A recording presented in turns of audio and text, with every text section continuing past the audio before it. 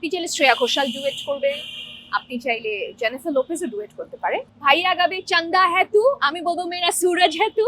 হঠাৎ করে একদিন আমি ইউটিউবে একটা গান শুনতে পেয়েছি, তুমি চোখ মেলে তাকালে সূর্য হাসে, এই ধরনের একটা গান।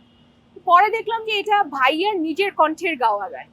তো আমি ভাইয়াকে এই জন্য প্রায় ফান করে বলি, শুরু থেকে ফান করেই বলতাম যে ভাইয়া আপনি গান করেন।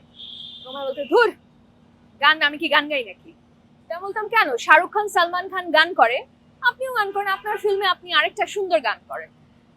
এবং পরবর্তীতে এটা সিরিয়াসলি বলেছি, মানে শুরুতে ফান করে বললেও পরবর্তীতে আমি সিরিয়াসলি বলেছি যে ভাই আপনি ইনস্ট্রুমেন্ট শিখেন, আপনি গান করেন।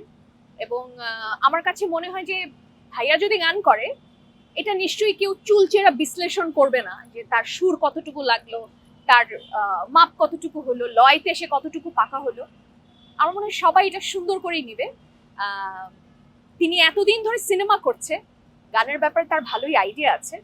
সো একটা হয়ে যেতে পারে কিন্তু ভাইয়ার কাছ থেকে গান। শাকিব ভাই চাইলে যে কোনো প্রডিউসার তার ফিল্মে যে কোনো ফিমেল আর্টিস্টকে হাজির করতে পারে শাকিব ভাইয়ের সঙ্গে ডুয়েট করতে।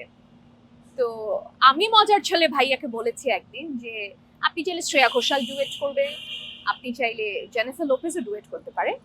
কিন্তু আমার কাছে মনে হয় আপনি যদি ডুয়েট করেন ভাইয়া, আমি আপনার সাথে গান গাবো, কারণ এই প্রস্তাবটা আমি আপনাকে প্রথম দিয়েছি। সো প্রথম হকদার আমি।